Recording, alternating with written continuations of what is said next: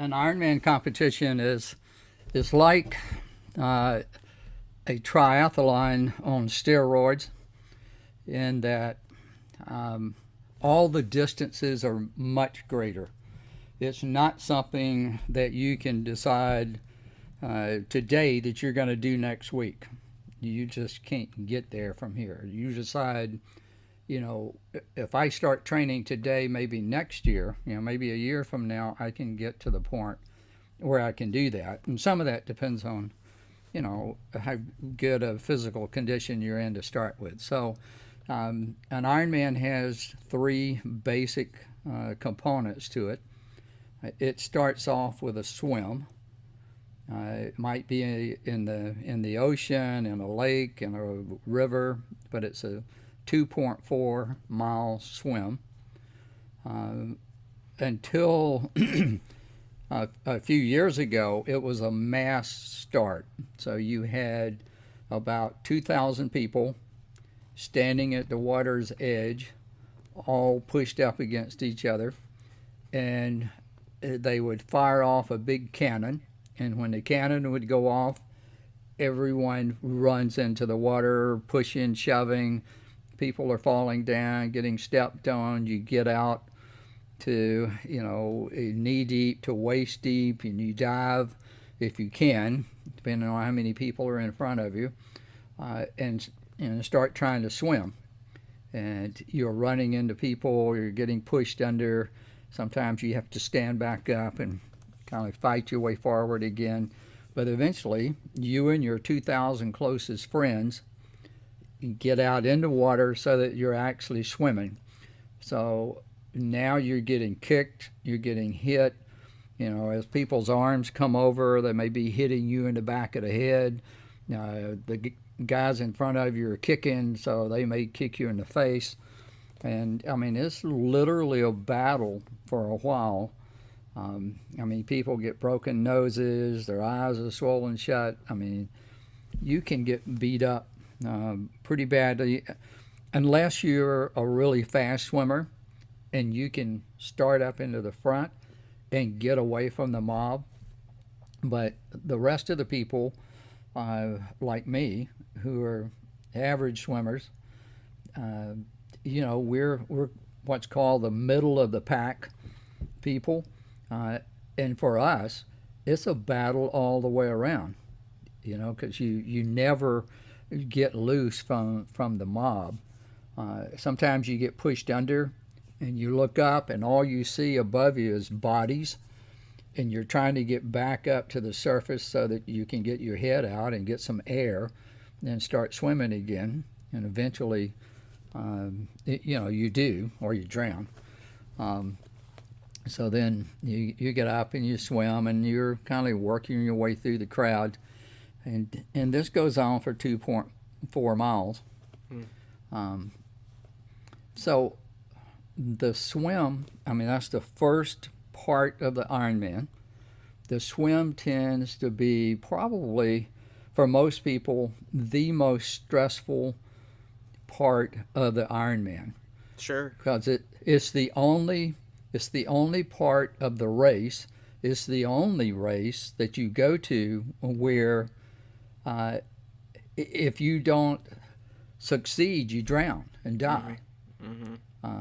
A lot of people don't make it. You have 2 hours and 20 minutes to complete it. But a lot of people will start early or stop early on because they're getting beat up, or the water's so rough that day. That's a pretty long swim. Mm-hmm. It takes a while to get around there. You can run into problems with cramps, all kinds of things along the way, and have to get pulled out. Mm-hmm. So you may lose 200 or 300 people just on the swim that don't make the swim. And you have to make the time cutoff, or when you get up on the shore, they say, sorry, that was a good try, but come back next time. Your race is over. You're through. Mm-hmm. And your family's out there on the beach, and they're holding up signs You can do it, Dad, all this kind of stuff, and you come out after the cutoff and think, well, this is it for me today. So the point I'm trying to make with the swim is it can be physically rough, mentally rough, very stressful. Yeah. But when you run out on the shore, you run over to where your bicycle is located, and change into your bike shoes, get your helmet, get on your bike, and go charging off for 112 miles, as hard as you can pedal up and down the hills.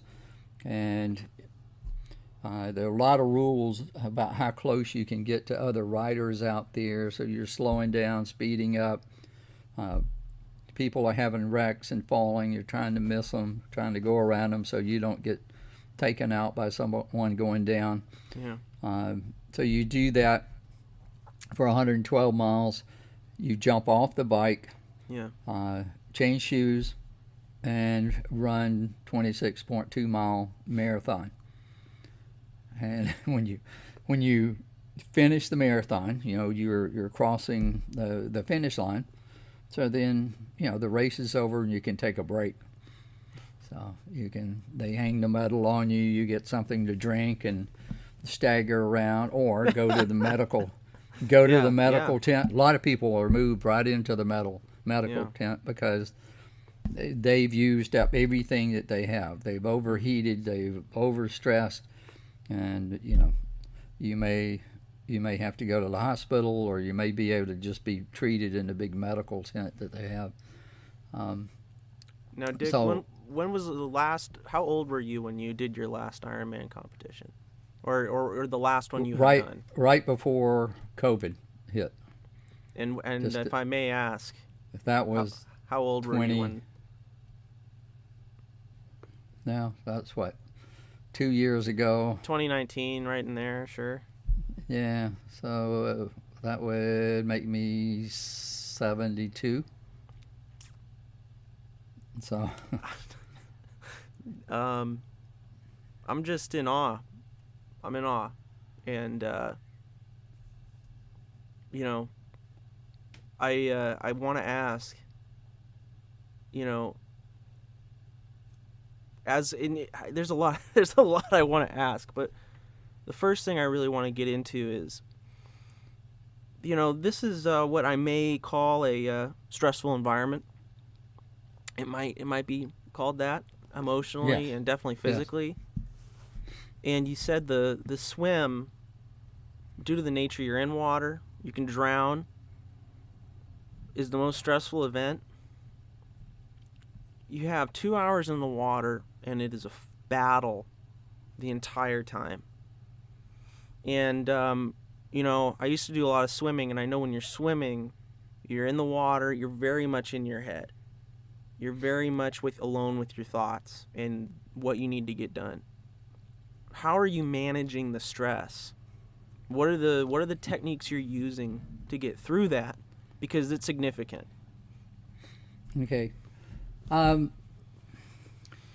When I think about stressful events, I like to think about before the event happens, and then what do you do during the event, and then what do you do after the event. So when I'm thinking about the race is 140.6 miles, and then you can take a break. Mm-hmm. When I'm walking down to the water's edge, I'm still doing some before things. Part of my before that I've already done is a lot of swimming. Mm-hmm. Miles and miles of swimming every week, right on up until time to do this. So I worked on that physically. As I'm going down to the water, I'm doing the box breathing like we talked about last time. Mm-hmm. I want to bring my heart rate down to, even with the excitement of the race, I want to get it down to about 60. So I'm calm. And I'm not thinking about the 140 miles. I'm thinking about there's a buoy out there in the water about 200 meters out. Sure. So that's my first objective. Get in the water, get through the mob some, get started swimming, get to that first buoy. And when I get to that first buoy, there's another one about 200 meters out in front of that one. So I can see a whole line of them. But I focus on the next one and just keep swimming to the next one, the next one, the next one, and eventually I'll be crawling back out on the bank. So that's part of my plan when I get in the water. When I start getting beat up, pushed under, and things like that, then I have to change to another phase of what's going on. So when I hear that little voice on my shoulder saying, "You idiot, you've done it again. You're going to drown." How big an idiot can you be? When that starts, now I know I've got to, emotionally, I have to get calmed down. So that's when I'll usually do something like counting. And last time we talked about counting to 10. We talked about breathing. Well, I start counting strokes, just 1, 2, and 3, because that brings me back. So I have to engage my prefrontal cortex now and think logically and count and swim. If that's not working for me, if my stress is still too high, then I might do something like start at 1,000 and count backwards by 17. Just keep subtracting 17. That requires, a lot more mental effort to be able to do it. Yeah. You've got to turn the emotions loose to be able to do that. That's right. And so when I get calmed down a little bit, now I can start looking for a seam, looking for a place. How do I get away from some of these people who are about to run over me? Let them go on by. So there's a series of things like that I do to work on the stress. And, I had a massage therapist, because you pretty much need one of those to kind of get you through the training phase. And she was working on me one day, and she said, when you get out there, and she had experience too, and she said, when you get out there on the course, there's going to be a lot of dark places out there. It will get dark. There will be some places that, you're going to question whether or not you can get through it. And she said, but for you, you can always remember nobody's going to be shooting at you while you're out there. You just have to keep moving. Yeah. Nobody's going to shoot at you. Yeah. And, so when I'm doing something like Ironman and it's very stressful, sometimes I pull that up, from the back of my head and say, I'm not getting shot at. This is not bad. I can keep running. I can run to the next telephone pole or whatever it is I have to do. But I used to do the same thing when we would load on the aircraft. When they would tell us to load up. Mm-hmm. The aircraft is sitting there. The rotors are spinning. You can smell the burned fuel. The sand's hitting you in the face, and this is it. You chamber around in the weapon, put the safety on. You get in it. Okay, this thing's going to lift off the ground, and off we go. Yeah. And there's a really good chance we're not coming back. But you can't let that get in the way of what you need to do and what you need to think about, and particularly, in my case as a team leader, I know I'm going to be the first one off the helicopter and guiding, directing, whether we're in contact or not, and I've got to be able to think about what I have to do, so I developed some techniques like the box breathing, focusing on and running through in my mind, what do I do? When my feet hit the ground, which way am I going? What am I looking for? How am I searching the terrain around me? Who's supposed to be behind me? Are they back there? So I had a lot of cognitive things that I would just rehearse over and over and over before we went on the mission, and then on the ride out there. And I use those same techniques in the Ironman. Wow. To help me keep going and setting short goals, like when I mentioned swim to the next buoy, ride to the top of the next hill, run to the next telephone pole. Little short things that were concrete that I knew I could accomplish, and then I picked the next one. A lot of times when you're in contact with the enemy and just hundreds of bullets are flying everywhere, you can't just say, hey, time out, we're going to walk back down to the extraction landing zone and leave. Yeah. I mean, you're taking it a foot at a time, 2 feet at a time, 1 tree at a time, and trying to work your way, fighting the whole time, trying to work your way to wherever you're going. And your guys have to know you're breaking it down for them into small increments too, things that you can manage. Particularly up north where I was, where the visibility is so low because of the dense vegetation. You can't see very far anyway. So anyway, Gotcha. Utilizing some of the same techniques.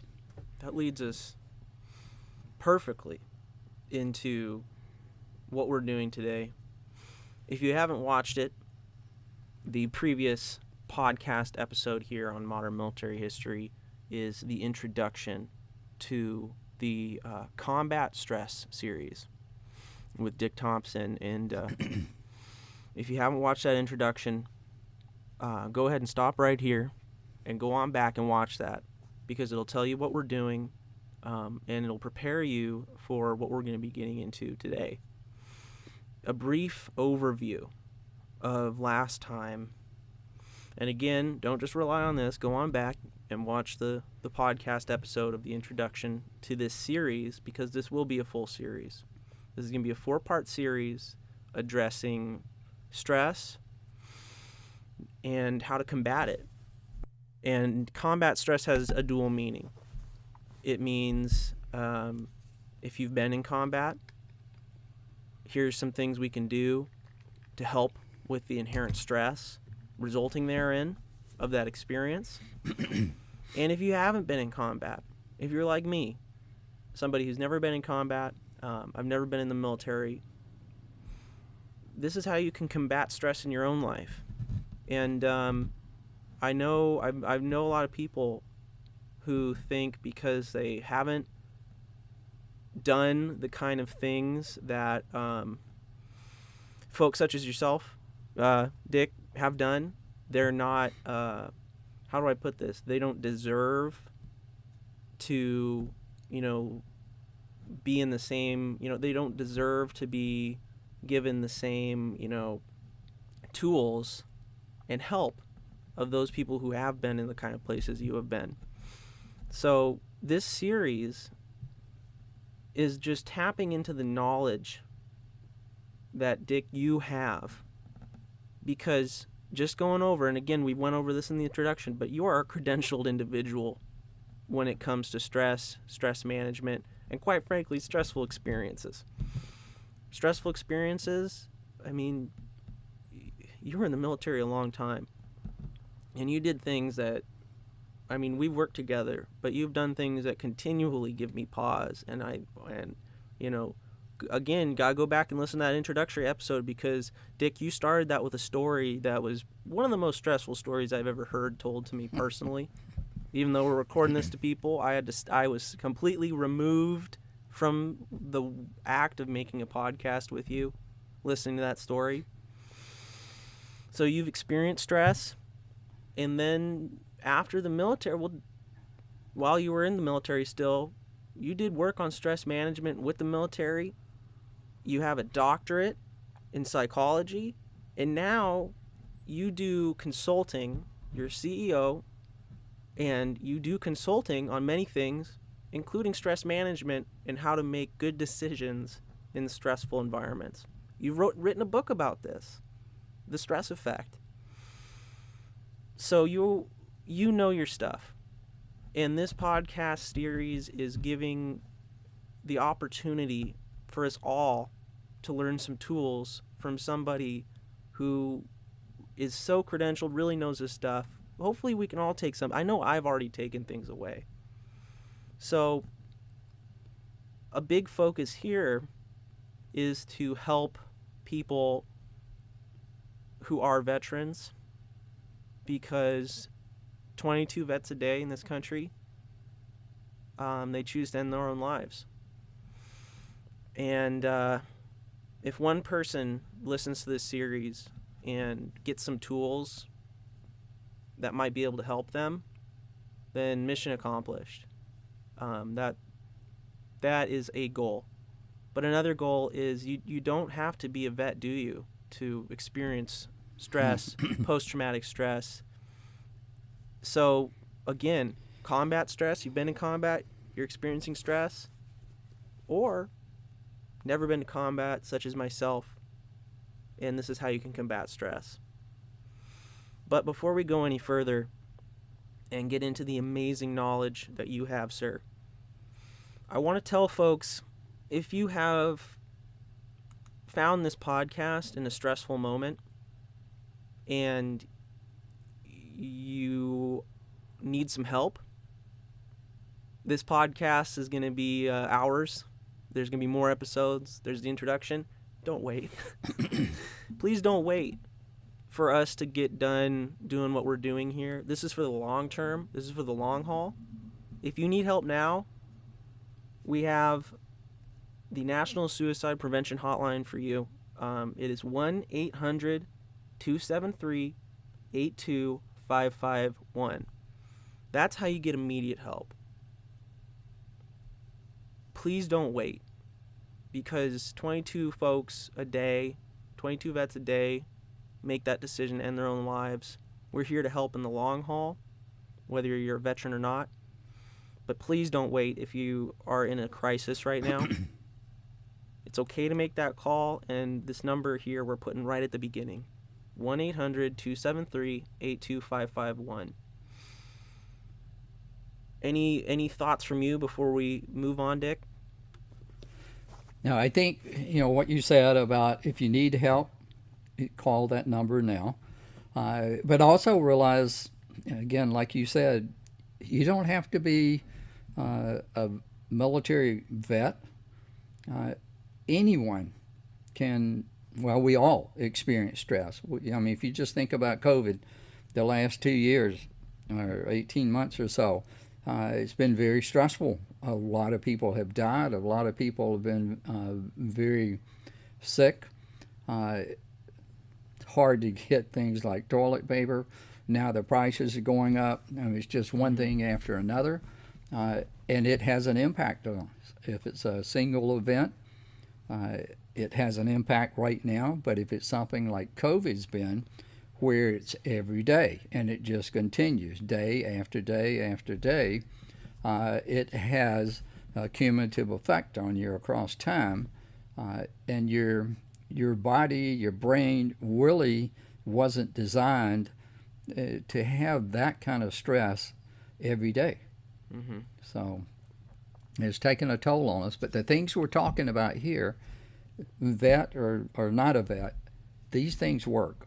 Mm-hmm. They've been proven over the years to work. I've used everything that we're going to talk about. I've used it, in combat. I've used it in other things that I've done that were stressful, other situations I've been in that were stressful, and they work. And one of the reasons that I, started doing Ironman competitions was because it is stressful. For a long period of time, and you're making one decision after another, for 10 to 15 hours. Mm-hmm. And everything's got to be fine-tuned. Do I pedal faster, pedal slower? Do I drink water now? Do I wait a few minutes and drink water? Do I take electrolytes now? What kind of fuel am I bringing in? What's the temperature? It's just continuous. And life's like that. It's just not that demanding continuously, hopefully, or we all have a limit as to how long we can continue to adapt. But if you use the techniques that we're talking about here, you can go for a long time. Yeah. And be okay. And even if in the end you have to get some help to be okay, yeah, that's okay too. You can do that. This message, it's what we're doing here with this series. You're 100% right. It's not just for veterans. It is for humans. Because that's what we all are. We all experience stress. And I'm a young guy. I'm 26. So a lot of people are probably going to say, what does he know? And that's true on a lot of things. But I wish I had some of these tools earlier in life, because I had a period of my life where things were one after another. And when you're young and you don't have these tools, it can get really tough. And I'm thankful now that I'm able to help, in any way, get this toolkit out there, get it to people, anybody. You can access this. And I'll tell you right now, I've been dipping in a little bit and using these tools just in what we've briefly talked about so far in terms of the stuff I've been doing, and man, is it helpful. At work, getting things done, especially when other people are stressed out. If you have a couple of these tools in your pocket, suddenly you're able to see a little bit further than everybody else can in the room, and that's an empowering feeling, and it's great for workplace performance. Having a relationship issue and things are getting heated, you can step back.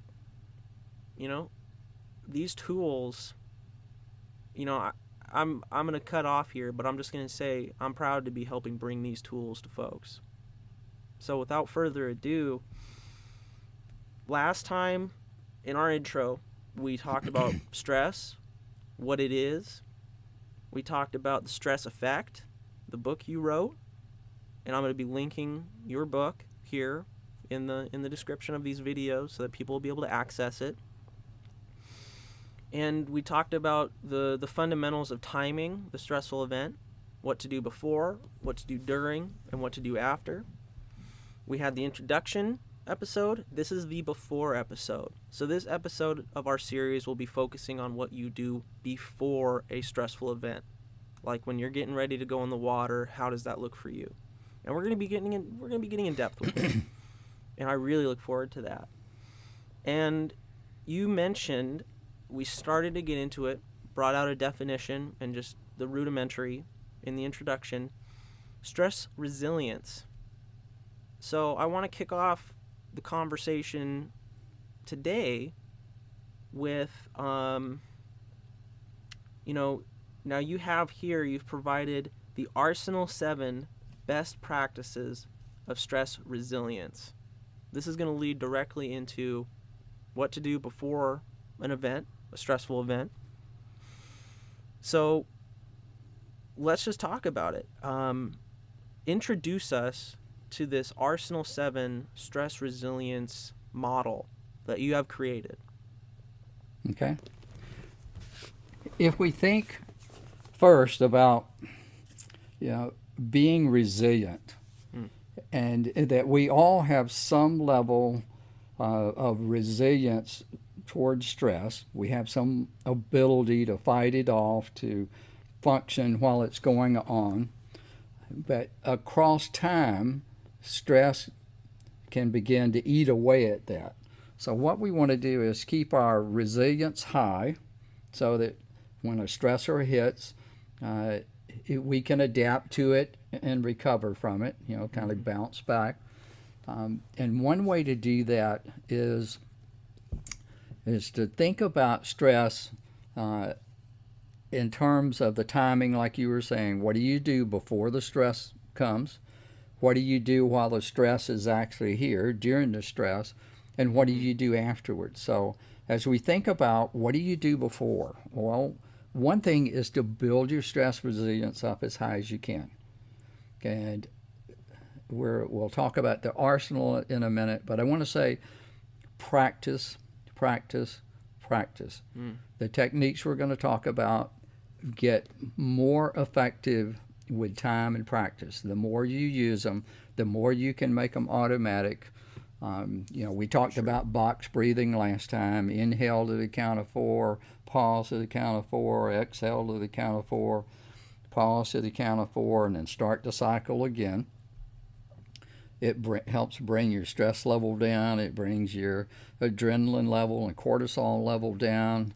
Your breathing settles down, and now you can handle more stress. So if you practice that and practice that a lot before you get into a stressful situation, it makes it easier for you to do it. Sure. Because now it's something that you already have mental and muscular memory to be able to do, and you can just do the breathing. You can do it while you're in the stressful situation. If your boss comes into the office and it's a stressful encounter, you can be sitting there doing the box breathing while you're talking, because you've trained beforehand and got yourself up to a level where you can do that very effectively and calm down. So as we start talking about the 7 best practices of the Arsenal system, what I'm going to say is practice each one of these before you get into a stressful situation. If you're in one right now, that use the techniques anyway to the best you can, but every day work on these. So let me just tell you quickly about them. The Arsenal has the first letter of each of the 7 best practices in it. So when you think about Arsenal, the first best practice is awareness, is being aware of what's happening around you and what's happening inside you, physically and mentally. Being aware that your heart rate is starting to go up. Why is it going up? There's something that's triggering some stress in you. So what is it? You need to learn to recognize what those triggers are so that you can see them coming and you can start taking action to get those stressors, those triggers, back down some. Know what it feels like to be stressed. Right. So know when your blood pressure is going up. I mean, you can feel it. You can feel the veins, around your temples starting to go up. You can feel the back of your neck starting to tense up. Your shoulders are tensing up. Your lower back starts to tense up. All of that's telling you that you're starting to get stressed. Do the breathing. Drink some water. Man, that's important. Stop talking. Stop. When you find yourself in a hole, the first rule of hole is stop digging. Yes. Just put the shovel down, and stop digging. I have trouble with that one. We all have trouble with it if we're not paying attention. I mean, we'll just dig that hole deeper, and we need to just stop talking. Yeah. Put the shovel down, and just listen to what the person's saying. Look at what's going on, and bring in some of these tools.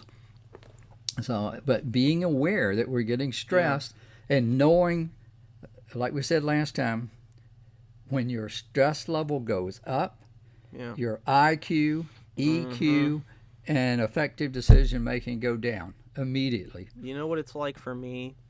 When I get the afterburn of stress, for me, my core tenses up. My stomach tenses up. My shoulders get tense, and it's almost like I freeze. I'm a very animated person when I'm comfortable, but I freeze up. And, being aware of what's happening in your body when you're really stressed, in my experience, is one of the most difficult things you can do in the moment. How I've had it explained to me, and this is from, years of working with a really wonderful therapist, is that you're in the mindset where the saber-toothed tiger is coming at you. So your brain is saying you don't have time to stop right now and think about, the emotion. You need to keep acting. So it's really tough to pull out. And it's also like, I can speak from experience, when I'm crazy stressed, my vision narrows. I literally cannot see everything because I'm so hyper-focused on whatever it is.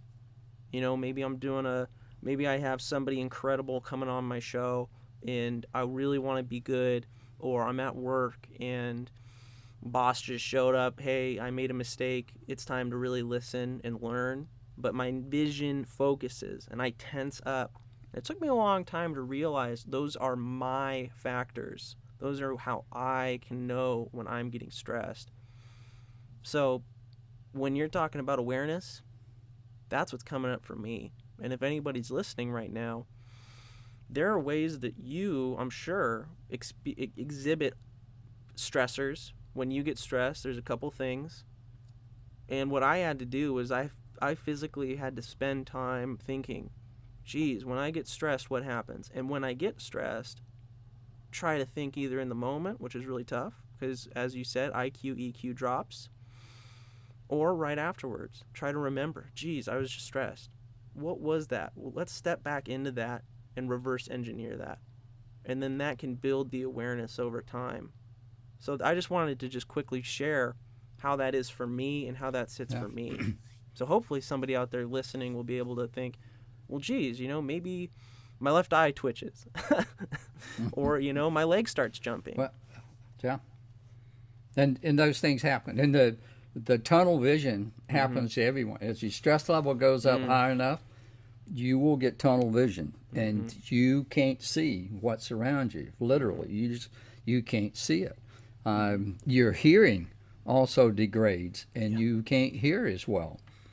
So that means if you're in a conversation with someone, you might not really be hearing everything that they're saying, or you may be misinterpreting what they're saying, and it's making you be more stressed because you can't hear it. But I've been in situations where it was like it was just silence all around me, but we're in the middle of a firefight. Guns and explosions are going on, and I'm not hearing any of it. Yeah, you're focused I'm focused right here, and I don't hear all this other stuff going around.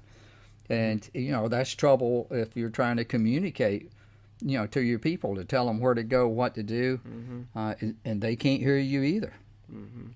In addition to all the noise that's going on, you can't hear. So being able to recognize that those things are happening to you, and practice before, practice. What do I feel? How did I feel when the boss walked in? And we had, a little communication issue. How did I feel? I need to be able to recognize that in the future. Would you say writing is an important tool for people? Yes, write it down. Would you say that writing so you down, can remember? Yeah. And then I found that writing helps remove you from right in here, and suddenly you have to put it into like a legible form. You have to think about how you're going to say it. You have to write it down so it makes sense, and then that all cements it for you. So if you think it's a good tool, if somebody's trying to get that awareness, firstly about just how they get stressed, writing, it's a good idea. Writing's a good idea, but you don't have to even write down a whole lot. Just take your pen and just sign your name, and then look at it and see if you can read it. The more your stress goes up, the more illegible your name will be when you try to write it, because your fine motor skills begin to deteriorate as your stress goes up, and it's hard to write your name.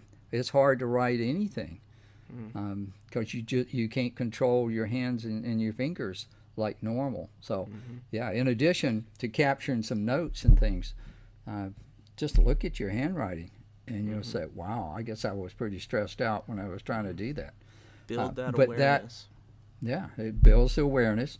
And where awareness kind of looks down and over the other 6 best practices. So let me move us quickly into the next one. Part of the arsenal, A was awareness, and now we're going to go to R for rest.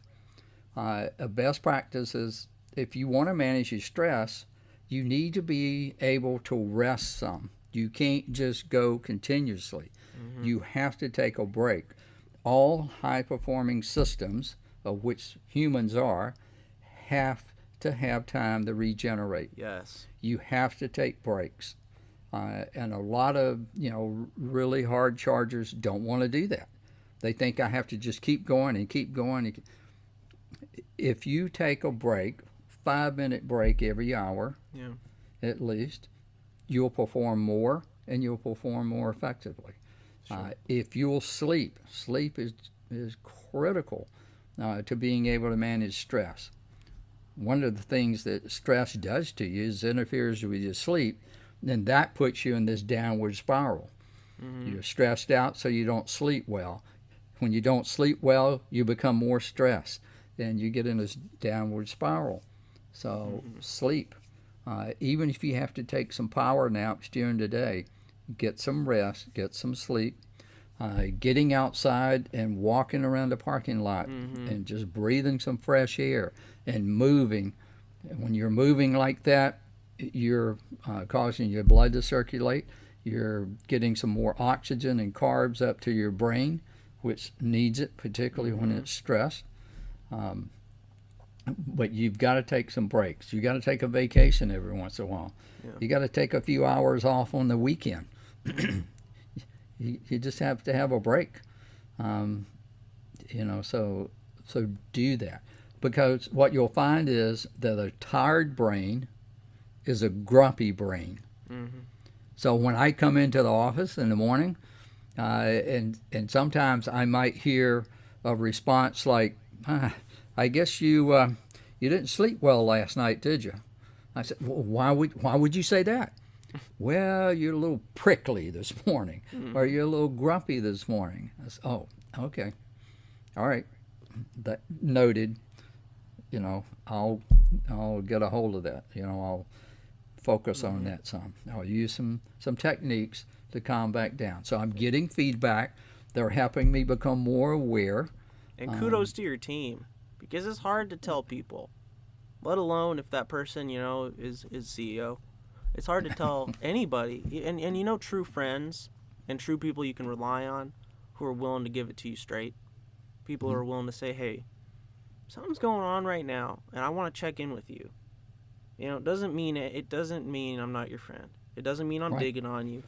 It means that, hey, we see each other. We're honest with each other. And, I see that as a form of support, and I think that leads us into our next point. Yeah. And as we go into that, let me say that, one of the before techniques is you and I work together every day, see each other, and we decide to be a buddy team. Mm-hmm. And we recommend that all organizations put people in buddy teams or let them select them. You and I agree that when we come together tomorrow morning, if I appear to be a little grumpy or whatever, it's okay. It's okay to tell me that. I need that feedback. It's okay for me to give you some feedback, to take care of it. It's okay for me to come in and say, man, you're right. I probably didn't get 2 hours of sleep last night. Watch me. When I'm doing something that requires a decision today, back me up. Watch me. Just keep an eye on me. Don't let me do something stupid. So we have each other's back. Mm-hmm. And it's okay for me to share that with you or you to share it with me. And of course, when that person has a tough time, you're there. Yeah. And then that builds a relationship right there. And it starts to build, the third best practice, support. And support is having a support network. So my buddy team, my buddy is part of my support network.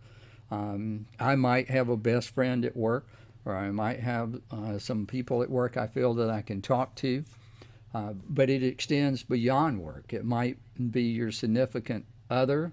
It may be other friends that you have that are not at work. And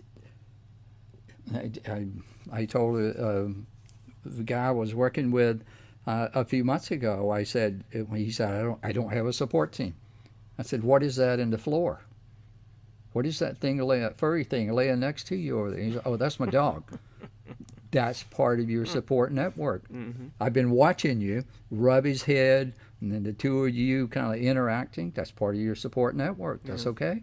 In my case, before COVID, when I was out doing the races, my my orthopedic surgeon was part of my support network, because he would put me back together with hay baling wire and duct tape and put me back out there. My bike mechanic that would keep my bike in top shape, so I wasn't worried about a wheel coming off or something at 40 miles an hour. My coach and different people, I considered all of them in my support group. An Ironman, I could talk to them. An Ironman competition, kind of like clandestine operations with MACV-SOG, I see as a real pinnacle of the kind of things you can get up to. Scooting around out there, that's kind of a pinnacle of stress and need for support. But one of the things I really love about our dynamic in this series is that I'm for the most part a pretty regular guy who doesn't get up to that kind of stuff. But I can tell you right now, my support system, and as we're talking about this, labeling it as a support system is something I'm just coming into contact with, but I'm seeing it now as a quote support system now that we're talking about it. Things are firing for me. Yeah. My family, my friends, the people who are willing to say something isn't right now. What's going on? Or the people who, I'm not the best at computers. I'm not the best at computers, and I have friends who they love computers. Man, they're into them so much. That is their thing. I like military history, and I can tell you a lot about military history, but they know computers, and they know... We don't need to get into it. There's a lot of acronyms and a lot of insanity and wires. But, I have problems. I call them. Hey, what is this? And I made this joke to you earlier. Usually the answer is, well, just turn it off and turn it back on. But I have people who, they're better at things than I am. They're there when I need them. And when they need things from me, I'm more than happy to give it. We create that buddy system. So just as we're talking about that with me, and I don't do Ironman, and I never did missions with MACV-SOG, but my support system, just as a civilian guy doing my thing in this world, it has picked me up in some pretty serious situations and given me, the foundation upon which I've been able to really flourish and do my thing. So I just wanted to add that in. And if anybody out there doesn't run Ironman, it's okay. Your support system is there. And you just got to, as soon as you start to think about it, it's there. Everyone has to have a support system. People like being asked for help. I found this. People like it when you come to them, if they're a true friend. They like helping people. People like, they like lending a hand. So I had to get over asking for help. I'm one of those guys in Home Depot that'll walk around like a zombie for like 2 hours because I can't find the duct tape. And then eventually I find some guy in the little vest, and I'm all sheepish. I'm sorry, I have to ask for help. And he's like, "Don't worry, man, I can help you." But that's an extreme example and a silly example. Sure. But anyways, not to move too far off track. Okay. While you're walking around, think best practice exercise. Mm-hmm. So I'm walking. Maybe I walk a little faster. Maybe I walk longer before I ask anyone, getting a little extra exercise. Exercise is a best practice that works wonders for stress, to help you lower your stress, to help you be better prepared for the stress that you might encounter. It keeps your brain cleaned out. It actually helps you sleep better. All right. It'll probably cause you to increase your support group, ask more questions. But everyone needs to get out, and you need to do some cardio, and you need to do some strength training, and you got to be consistent. You can't do one day this week, skip two weeks, and then do it again. Yeah. You got to be consistent in terms of the exercise that you're doing. You'll feel better, sleep better, eat better, and you'll be more aware of what's going on with you physically. So get the exercise. An unfit brain is a slow brain. Mm-hmm. It doesn't work as fast as someone who's fit. I've done a lot of research on this where I've kept people awake, done all kinds of really interesting things to them to see how well they could function in different environments. And you can see a difference between the people who are physically fit compared to ones who are not. Wow. They can go longer. They're more aware of what's happening to their body. They know when they get tired. They recognize it quicker. They know what to do. They know they need to take some breaks. So exercise is good for you, and it can be fun. Mm-hmm. And it doesn't have to be an Ironman. It can be, walk out to the entrance to your subdivision and back. Walk up a set of stairs at work every day. There are things you can do to work in exercise, and you want to do that because that's sharp contrast to the Ironman. I jog a mile in the morning, and that's outstanding. And when I don't do that, I get grumpy, I get nervous, I can't sleep as well. I start to put on the weight because my family's Sicilian.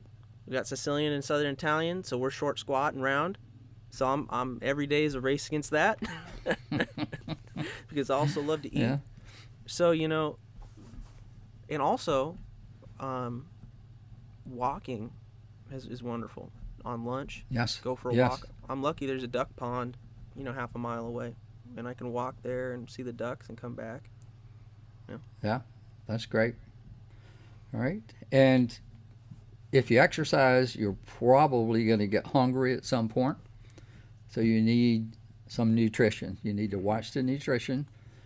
Be careful what you're taking into your body and how much of it you're bringing in. Mm-hmm. And if you're exercising, it will help you choose better food, choose more appropriate portions of food. And, a hungry brain tends to be a distracted brain. Mm-hmm. If I'm hungry, I can't focus. I want a bag of chips all of a sudden. Copy and that. That's not what you should be wanting. So plan out what you're going to eat. Think about it. There is good food out there, nutritional food. Sometimes it takes a little more effort to find it until you learn where it is and what it looks like. It's not a fast food restaurant. That's probably not where you're going to find what you need to be eating. Mm-hmm. But it's critical to your managing your stress level. Mm-hmm. If you don't eat properly, if you don't eat the right foods, and I'm putting water in with the food, okay, you need to be drinking the right amount of liquids, but you'll be tired, you'll be distracted, you won't be able to perform as well, you can't go as long, and you just tire out much quicker. So if you're doing the exercise is going to drive you to start getting food that's going to support your exercise. Mm-hmm. And you'll find that tends to be more nutritional type food, and a lot of water. I've found that breakfast is really important. Oh, I found yes. breakfast is really important. Yes. Because if I get up and I skip breakfast, or if I don't eat something useful for breakfast, the rest of my day is impacted. It's unique that way, in where, Yes. You can dictate. You wake up feeling bad. If you have a good breakfast that not only is good for you, but you enjoy eating, then that's a great way to start your day. Yes. And I eat the same thing every day in the morning, That's just partly because I'm lazy and I found a winning equation. So it doesn't have to be too much work. Speaking from personal experience, I'm not a high functioner early in the morning, so I just make oatmeal. It's pretty easy, and I add stuff to it. Oatmeal's great for you. Yeah. I add stuff to it, and that's my thing. And but anyway, so just for anybody out there who looks at that insurmountable mountain of maybe getting your diet on track, if you start looking into it, I'm sure there are some, even if a lazy bum like me can kind of figure that out, I'm sure we can all kind of get on track. But self-deprecation aside, I'll let you carry on to the next point in our arsenal. Okay. Attitude. Mm-hmm. You got to have the right attitude. A lot of research has been done that shows that people who have a positive attitude tend to live longer than people who have a negative attitude. It impacts what you eat. It impacts whether or not you exercise. It impacts your awareness. It impacts your support group. So all these best practices that we're talking about, attitude has a significant impact on those. Sure. And having a positive attitude, and I don't mean Pollyanna, but yeah, this is not exactly what I wanted to do today, but it's close, and there's some things I can learn here. Sure. And tomorrow I'll get back on track and do some other things. There are ways to enjoy this. So your attitude makes a big difference, and also whether or not other people want to be around you. So you don't want to be around someone who complains all the time and always has that bad attitude. You start to avoid those people. You don't want to be around them. So and then that has an impact on learning. We all need to be, and I'm sure you've heard the phrase, lifelong learners. Not because you're trying to learn as much as you can, before you check out, but learning stimulates your brain. Yeah. It helps keep it functioning properly, and people who are constantly learning new things tend to be able to either not have problems with dementia or Alzheimer's, or at least put it off, delay it longer into their life. So do something different every day. Every once in a while, go home from work on a different route, or go to work on a different route. Go to the grocery store, a little different route. Just cut through a neighborhood. Just do something different, because now your brain is seeing something different, and it's making new connections, and it's stimulating it. You don't have to sit around all day working crossword puzzles and things like that. Sure. There are a lot of simple things you can do to stimulate your brain and cause it to continue to be learning. This podcast And every once in a series, while, we're just for fun. right now. Yeah, just for fun. Every once in a while, instead of using the calculator function on your phone, just add 7 plus 10 in your mind and see what you come up with. You can always go back and check it with the calculator, but just doing some simple math, doing simple little techniques like that, playing games. There are a lot of little games you can play that test your memory, and it makes a difference. It really does. Absolutely. So, an unused brain is a forgetful brain. Mm-hmm. So when you find yourself walking around and saying to yourself, where did I put my glasses? I can't believe I left my glasses somewhere. And eventually you accidentally touch your face. Oh, there they are. I mean, you got them on. And you forgot that you had them on, or you put them on top of your head.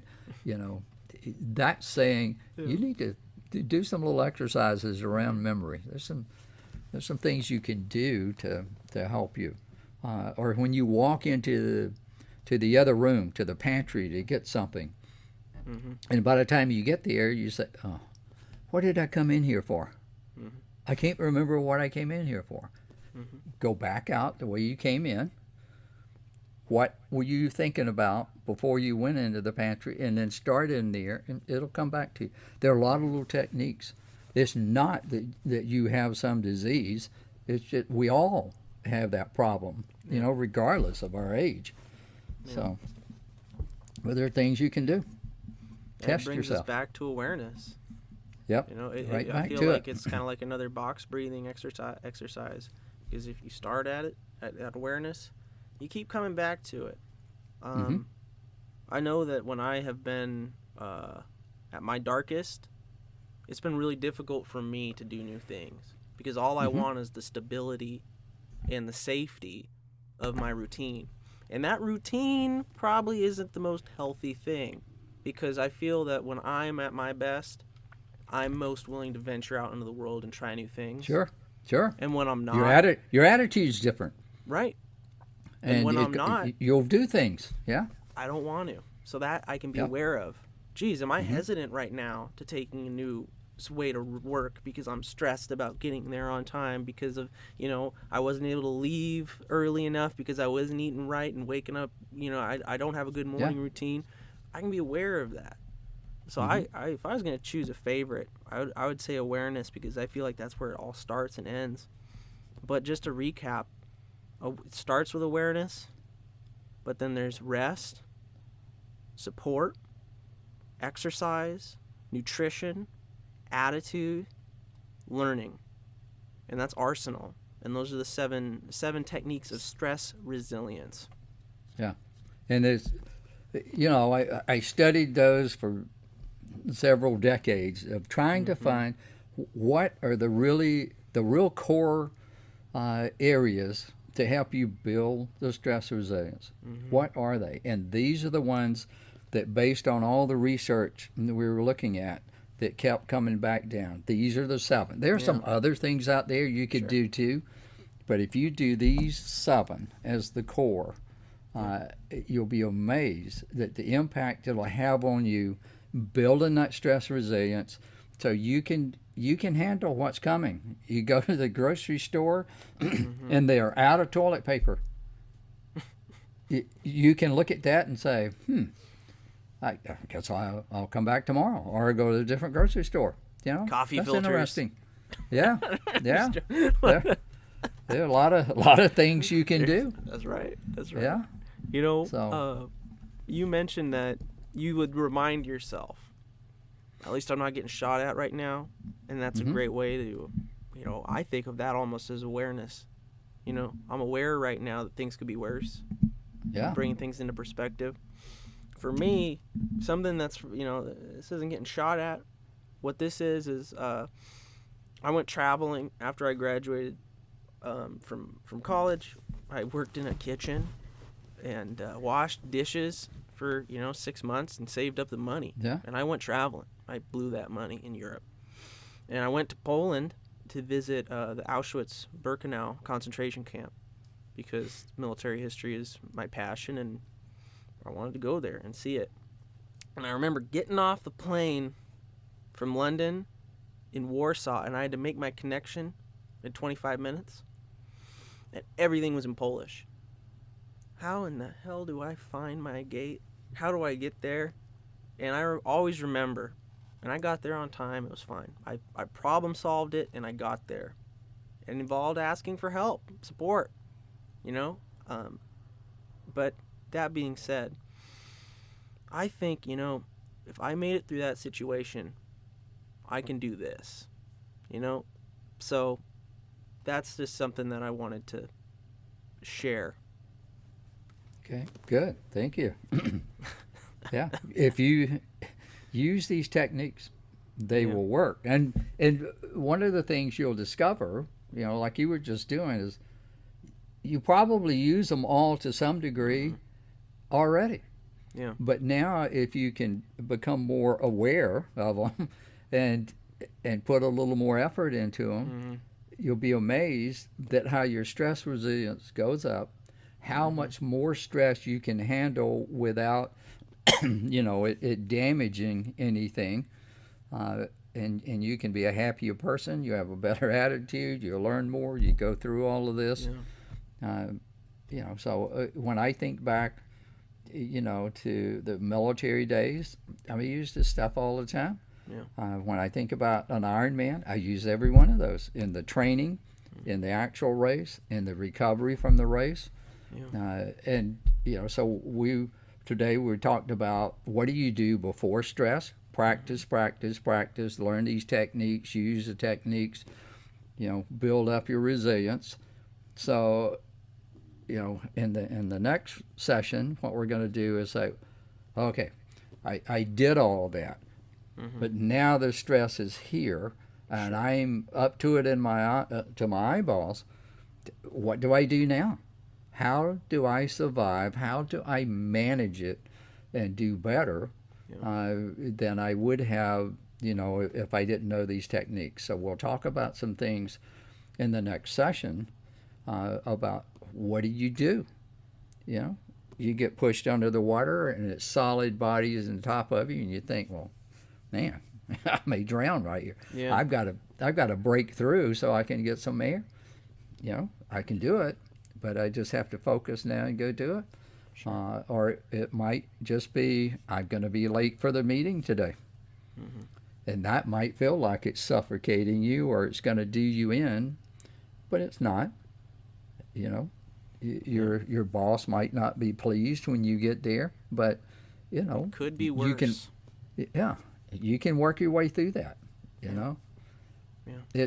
It's almost like, you know, whatever situation you can find yourself in, there's one that's much worse that someone is in. Yeah. You know, and I remember the one about, you know, I'm complaining about the shoes that I have, and then I meet someone who has no feet. You know, there's always someone that has it worse than what I'm experiencing right now. I can get through this. You know, I might not be happy right now, but I can get through it. Copy that. I can make it. So if you're out there now listening to this and you're thinking, I can't get through another day of this, sure you can. Yeah. You can do it. You got to do the box breathing, you know, and focus. You can get through it. And in the next session, we're going to talk about a lot of those things. How do I get through it?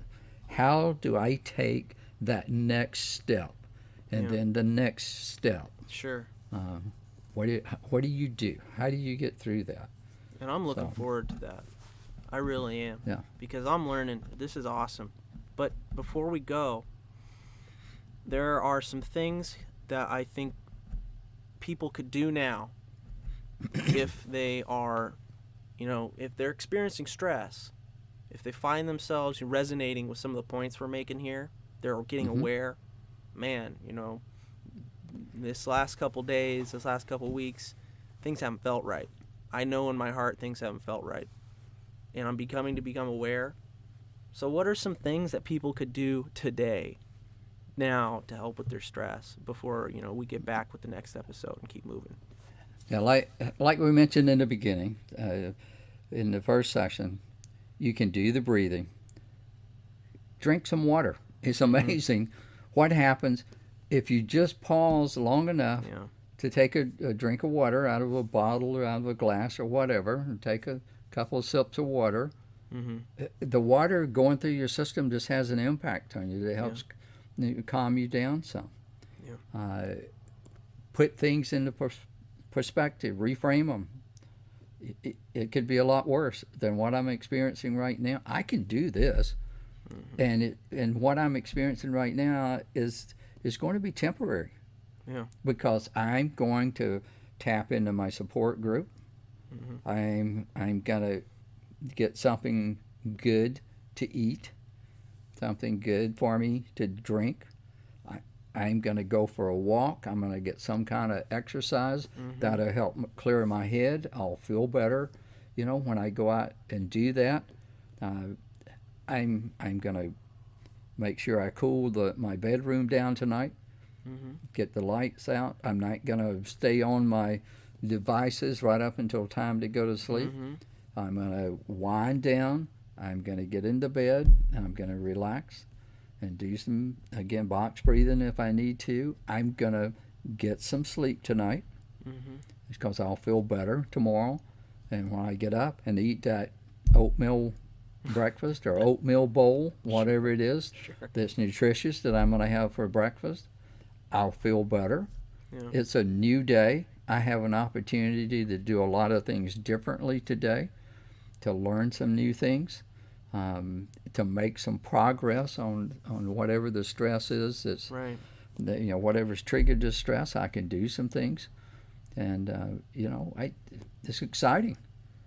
I mean, there's another day. There are people who I know that I like, who are friends of mine that I can talk to and interact with. So, I can do this. It sounds to me like a heroic journey, the beginning of a heroic journey. And I think, some of the people out there that we all aspire to be like, that we all, look up to, I'm sure they've all gone through periods of their life where they've had to begin their own heroic journey. Sure. So, I'll just put it out there because we are reaching an end of this episode of Combat Stress. If you need immediate help, don't hesitate. 1-800-273-82551. And that's, if you need immediate help, don't wait for the next podcast episode. But in the meantime, we have some great tools to move forward with today. And I really look forward to the next time we get to talk, Dick. This is really helpful for me personally. I'm taking a lot away from this, so I know that for people who get to listen along on into the future, we'll be able to give some folks these tools. You'll be able to give the folks these tools because I'm just learning here along with everybody else. So thank you for your time. This is awesome. Okay. Thank you for having me on and giving me a chance to share some thoughts. So thank you. I really appreciate what you're doing. Copy that. This has been episode number 2 of Combat Stress, the Before Stress episode. If you haven't listened to it, go on back, listen to the introduction. You're going to understand what we've been talking about, why we're here, and you're going to hear one of the stories from Mr. Thompson's incredible military career and how he experienced some stress. There's also been 2 episodes of the Modern Military History Podcast of just Mr. Thompson's incredible military stories and his career. But that being said, hang tight. We'll be back with episode number 3, and that will be during the stressful event. What can you do? What are some more tools that you can put in your pocket to move forward and combat that stress? To everybody listening, thank you. You make this possible, and being able to reach you is a privilege and an honor. Thank you again, Mr. Thompson. Thanks to everybody listening. All right. Take care. All right. Thank you. I'm Dick Thompson, and we would really like to hear any questions that you might have had based on today's presentation. So if you could submit those, we'll get answers for you. You can submit those questions by commenting on the YouTube video that you just watched, or you can email me directly. My email is at themodernmilitaryhistory@gmail.com. All one word, no capitals, no funny letters. We look forward to it. We'll be doing a question and answer with Mr. Dick Thompson after we get enough questions put together here. So please, if something came up for you that you would like to know more about, you'd like to ask Mr. Thompson about relating to these stress podcast episodes, please ask, and we'll include it in our question and answer moving forwards. Thank you.